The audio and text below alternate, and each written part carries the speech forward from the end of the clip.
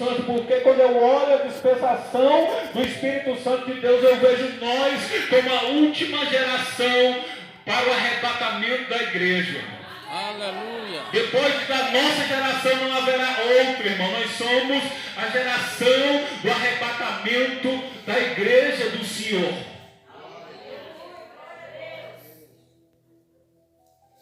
E Paulo ele inicia dizendo: olha, nos demais irmãos meus, fortalecei-vos no Senhor e na força do seu poder. Paulo ele dá uma direção. Paulo ele dá uma orientação. Paulo ele liga uma luz no meio da escuridão, da perseguição e da tribulação que os irmãos de Éfeso estavam passando. Ele diz: olha, irmãos, fortalecei-vos no Senhor e na força do seu poder. Aí nos entra uma pergunta: como o pastor Renato, como os demais pastores, nós podemos nos fortalecer no Senhor? O profeta Isaías, no capítulo 55, verso 6, ele traz uma profecia para Israel, dizendo: olha, buscai o Senhor enquanto se pode achar, invocai-o seu nome enquanto está perto. Aleluia, glória a Deus. A primeira visão, a primeira luz que Paulo dá à igreja de Éfeso é nunca desistir de buscar ao Senhor. Era nunca desistir de invocar ao Senhor. Por meio da perseguição, por meio das aflições e tribulações, Paulo dá uma luz para que eles nunca viessem desistir de buscar. E quando nós olhamos, irmãos, para a nossa geração, para a igreja do Senhor desse século, nós vamos ver que está se cumprindo também aquilo que Paulo falou à igreja de Tessalonicenses e também seu companheiro fiel Timóteo, que ele diz que antes da vinda do Senhor haveria uma grande apostasia no meio do povo de Deus. O que é apostasia, irmão?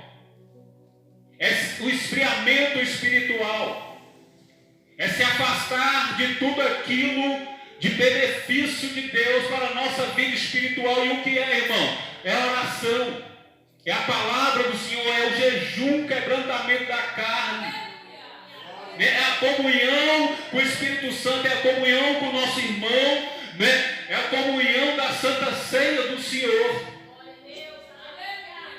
Se hoje nós vermos, irmão, as nossas santas ceias como são, irmão, não tem mais reverência, não tem mais temor, não tem mais preparação, não tem mais choro, não tem mais gemido, não tem mais língua estranha, não tem mais batismo com o Espírito Santo. Sabe o que é isso, irmão? É aquilo que Paulo já deixou de antemão avisado, que antes da vinda do Senhor haveria apostasia, haveria esfriamento sobre a igreja do Senhor. Aleluia. E o que eu quero aqui pregar nessa noite, irmão, é o terceiro gigante,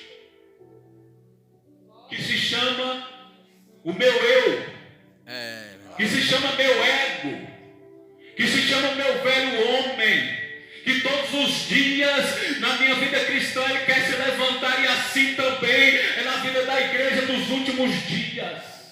Aleluia, glória. O maior gigante que nós temos hoje não é o diabo, irmão. Porque o texto, irmão, leu aqui em João capítulo 10, versículo 10, o próprio Jesus falando aos discípulos, diz: olha, o ladrão ele vem somente para matar, para roubar e destruir. Mas a parte B vai dizer o quê? Mas eu vi Jesus dizendo para que tenha vida e vida em abundância. Então não é o diabo, irmão. Aleluia, glória a Deus. Tudo nós hoje queremos colocar na conta do diabo, irmão. É na oração, é para vir para a igreja, é para fazer a obra de Deus, é para ganhar a alma. Nós botamos tudo na conta do diabo. Segundo, o mundo. Queremos colocar a culpa no mundo, irmão. Nem nessa geração de hoje, não. Agora, antigamente era assim, mas hoje é assado. Não é porque a geração mudou, a juventude hoje é nova, os costumes hoje é novo. Não, irmão. Paulo ele escreveu na igreja de Roma, no capítulo 12, no versos 2, No 1, primeiramente, ele diz, olha, apresentai ao Senhor os vossos corpos É verdade. em santidade. Oh, aleluia. E apresentando a ele um culto racional que é o seu corpo, irmão. Louvado seja Deus. E no versículo 2 ele diz, olha, e não vos conformeis com este mundo, mas transformai-vos na renovação do vosso entendimento. Sabe para quê? Para que nós venhamos entender qual é a boa, agradável e perfeita vontade de Deus. Então também não é o mundo. O maior gigante que temos hoje não é o meu eu. Você pode bater no seu peito e falar meu eu? Pode pinar o nariz, irmão. E muitas das vezes é assim o nosso ego. Queremos colocar a ordem e as coisas de Deus em segundo plano. Aí queremos vencer a fraqueza espiritual. E Paulo, nesse temor, ele escreveu, revestivos no Senhor e na força do seu poder. Que força é essa, irmão? Aleluia. João capítulo 16. Jesus fala, olha, eu vou subir, eu vou para o Pai, eu vou voltar para onde eu vim, mas eu não vos deixarei órfão. Eu enviarei o Consolador, o Espírito Santo de Deus, para quê, irmão? Para nos ajudar, para nos fortalecer, para nos capacitar em tudo aquilo que Jesus já nos ensinou através da sua palavra. Ô irmão, e gostoso é sentir a presença do Espírito Santo de Deus, viu? É verdade. Vou exaltar o pastor aqui um pouquinho. Eu estou sentindo a presença do Espírito Santo. Aleluia. Irmão. E o que mais foi se falado aqui foi do Espírito Santo de Deus no louvor. Aleluia. Na presença. Você sabe o que é isso para mim e para a sua vida, irmão? Sabe? Fortalecimento do Senhor. Sabe por que a igreja hoje está fraca espiritualmente? Sabe por que o mundo, sabe por que o inimigo tem achado brecha? Porque nós não temos mais dado legalidade ao Espírito Santo de Deus na nossa vida. É verdade. Não buscamos mais os dons espirituais que Paulo ensina à igreja dos Coríntios, que Paulo ensina à igreja de Roma, a buscar os dons espirituais, sabe para quê? Para nós vencer o dia mal. Para nós vencer, irmão, quando nós abrimos a porta, o dia mal vai bater querendo entrar e tirar e sugar a minha força, o meu glória, o meu aleluia, a minha sua adoração de Deus e a fé. O que alega é Paulo, irmão, porque a igreja de Éfeso foi uma igreja que Deus deu trabalho para ele. Se você pegar a igreja de Gálatas, a igreja de Corinto, misericórdia, tinha os 9 dons espirituais, e foi uma igreja que mais deu trabalho para Paulo. Você tem uma ideia, a igreja de Coríntios, quando entrava para cear na casa do Senhor, já estava 99,9% a barriga cheia de comer o pão, de comer a ceia, de quando eles se reuniam. Aí Paulo fala, olha, vocês se juntam não para melhor, mas para pior. Porque vocês ajuntam e não esperam os seus irmãos. Nós devemos buscar nos últimos dias o Espírito Santo de Deus.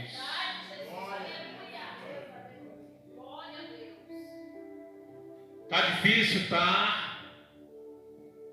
Tá complicado? Tá, meu irmão. Ainda mais para a liderança de obra.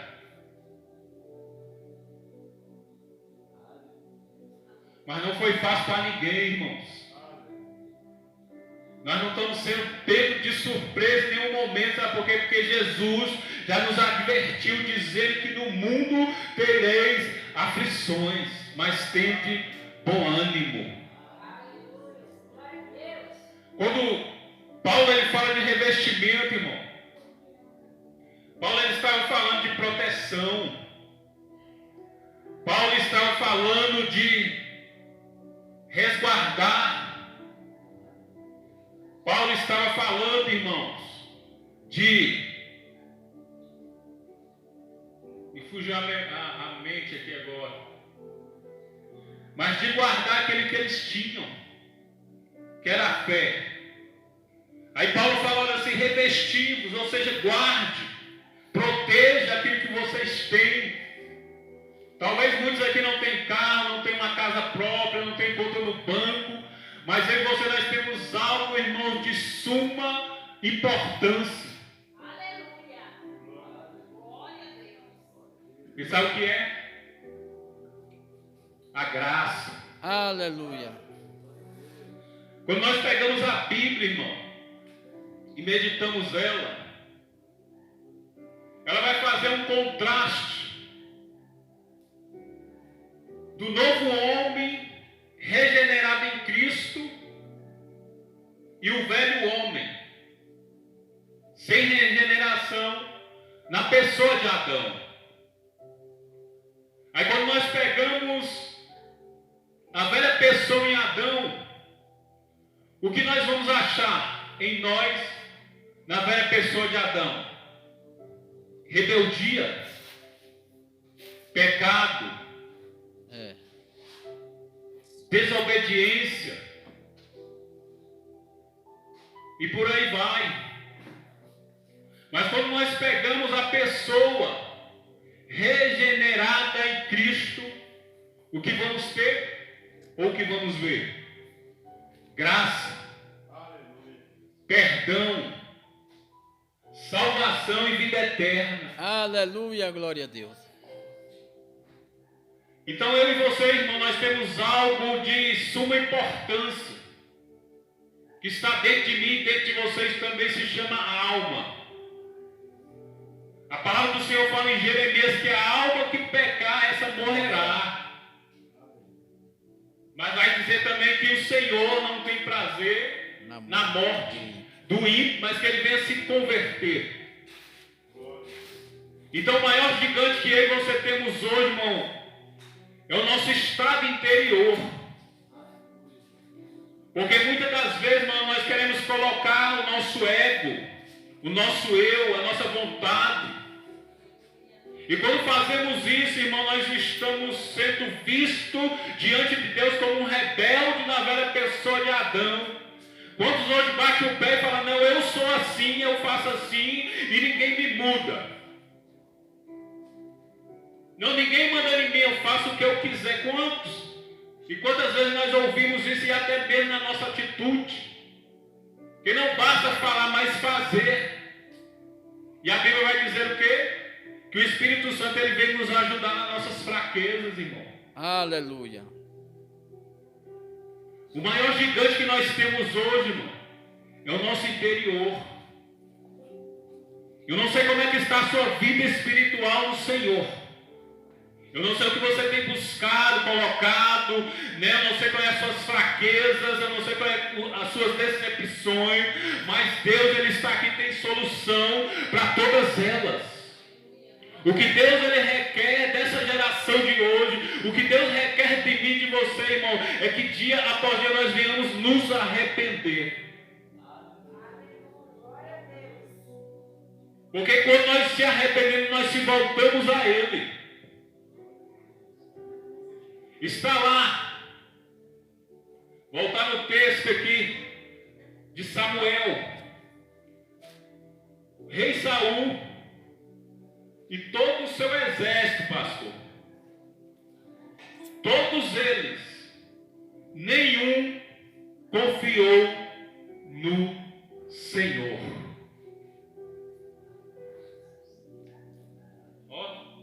É verdade.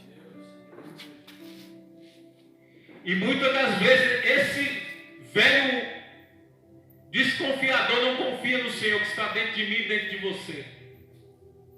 Que nós temos que vencer todos os dias da nossa vida, irmão.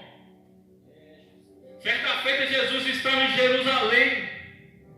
A Bíblia vai dizer que ele estava ensinando, curando e expulsando muitos demônios. E no finalzinho do texto vai dizer que ele não fez mais cura e milagre. Sabe por quê? Por causa da incredulidade do povo. O povo estava vendo um milagre, o povo estava vendo as curas, o povo estava vendo o mover de Deus, mas ainda assim estava duvidando. E quantos de nós estamos da mesma maneira? Deus tem nos abençoado, Deus tem se manifestado, Deus tem nos direcionado, mas ainda assim a incredulidade tem falado maior no nosso coração e nos afastado das vitórias e das bênçãos que Deus tem prometido a nós, irmão. Aí ficamos agora a mendigar oração a um e oração a outro. E quando Paulo escreve sobre o revestimento para a igreja de Éfeso, um desses revestimentos se chama oração. E hoje a igreja tem se esfriado disso.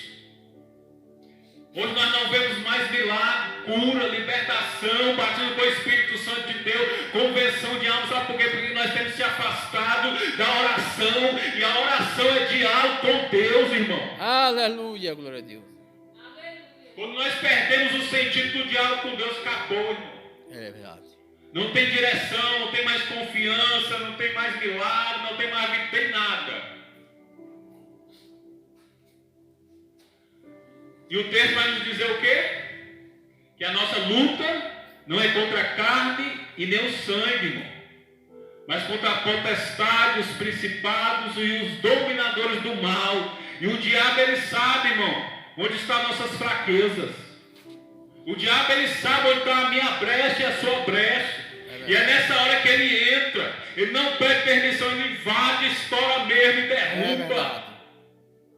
Aí nós vemos aí muitos homens de Deus, mulheres de Deus, que eram uma bênção na mão do Senhor, e hoje está aí decaídos.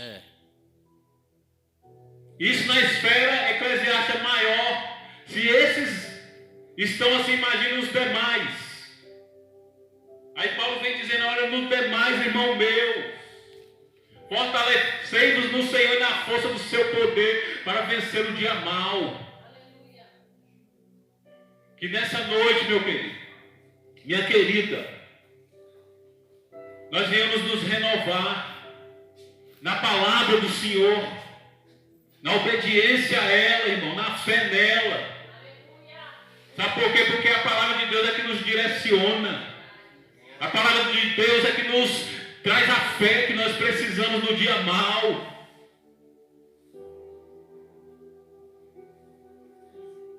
Segundo, santificar as nossas vidas, irmão.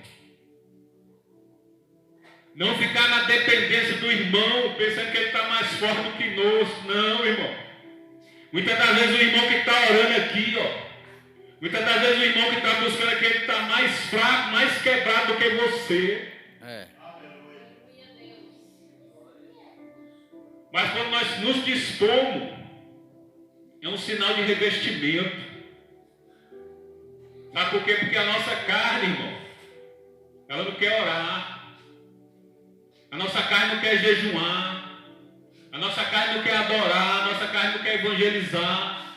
A nossa carne, muitas das vezes, não quer vir para o culto. Aí Paulo, escrevendo à igreja de Gálatas, capítulo 5, 17, diz que o Espírito, ele milita, ele briga contra a carne. Porque a carne quer uma coisa, mas o Espírito quer outra.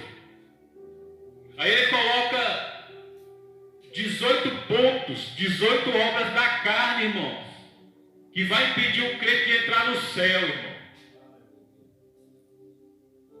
18. Aí muitas das vezes o crente pensa que o pecado que vai nos impedir de entrar é grande, é ir no bar, tomar cachaça, é ir no prostíbulo se prostituir, é usar uma droga, né? É trair o seu cônjuge. Aí nós colocamos muito esses pecados, né, de morte. Aí Paulo coloca na igreja de Gálatas 18, que é ira, porfia, inimizade, contenda, e por aí vai. Aí nós estamos na casa do Senhor, muitas das vezes não queremos perdoar o nosso vizinho, não queremos perdoar nosso irmão, não queremos perdoar o nosso amigo, nosso pastor, né, o nosso chefe, nosso amigo do setor de trabalho, e batemos no peito dizendo que vamos entrar no reino de Deus, e a Bíblia nos mostra que não, irmão. Eita Deus. E isso é do nosso coração, irmão. Porque Jesus falou, né? Mateus 15, 19, que do nosso coração produz os maus desígnios. Por isso que Deus, ele sonda a nós, não o exterior, mas o interior. Porque no exterior eu estou aqui pregando a palavra de Deus, mas Deus conhece aqui na minha vida. Ó. É verdade. Deus conhece aí na sua vida. Ó. É o nosso interior, igreja. Esse é o gigante que eu e você temos que lutar para derrubar ele todos os dias. Sabia? Eu estava orando ao Senhor, falando: Senhor, o que pregar na tua casa? Vê o texto. De 1 Samuel, que falava de Golias e Davi. E o texto que Deus me deu fala de quê? De armadura. Já vou fechar. Davi está lá, cheio de fé, cheio de graça, cheio de Jesus Cristo no seu coração, dizendo: eu vou à peleja. E o que o rei Saul queria implantar nele, irmão? Uma armadura que não era de Deus. É verdade. E eu aprendo várias lições naquele texto. Que aquele que não é seu, irmão, não te serve.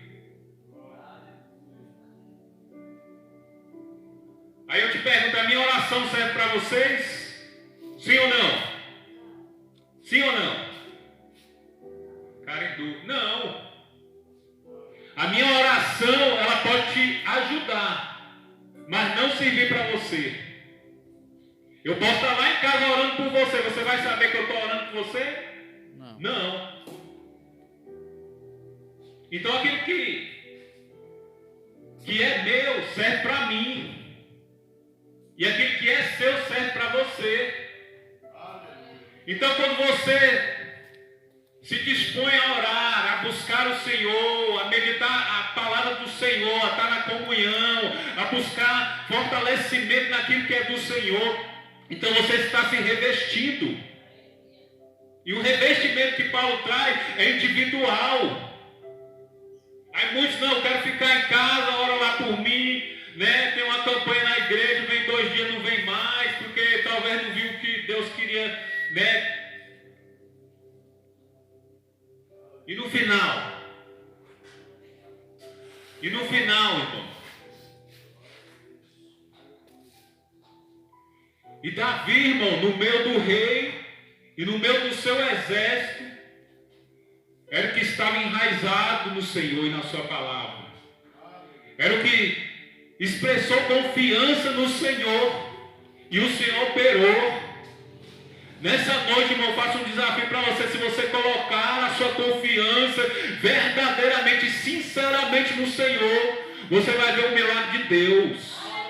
Você vai ver o mover de Deus. Sabe por quê? Porque Deus, ele se move através da nossa fé, irmão. E a fé é uma das coisas que os crentes têm se apostatado. É verdade. Está igual, pior do que Tomé, meu irmão. Porque todo mundo coloca na culpa de Tomé.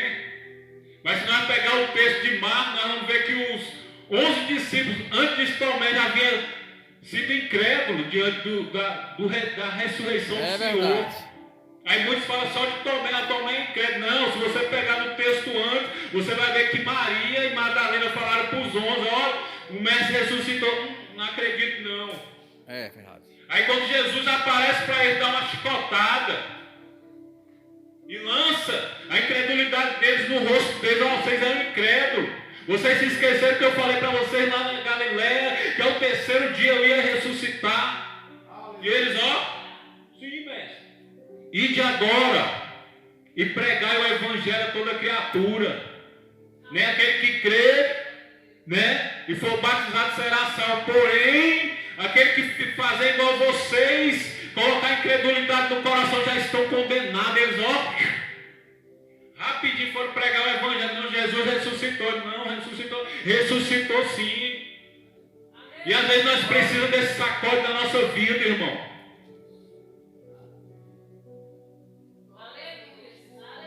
Amém. Amém. Amém, irmão. Amém.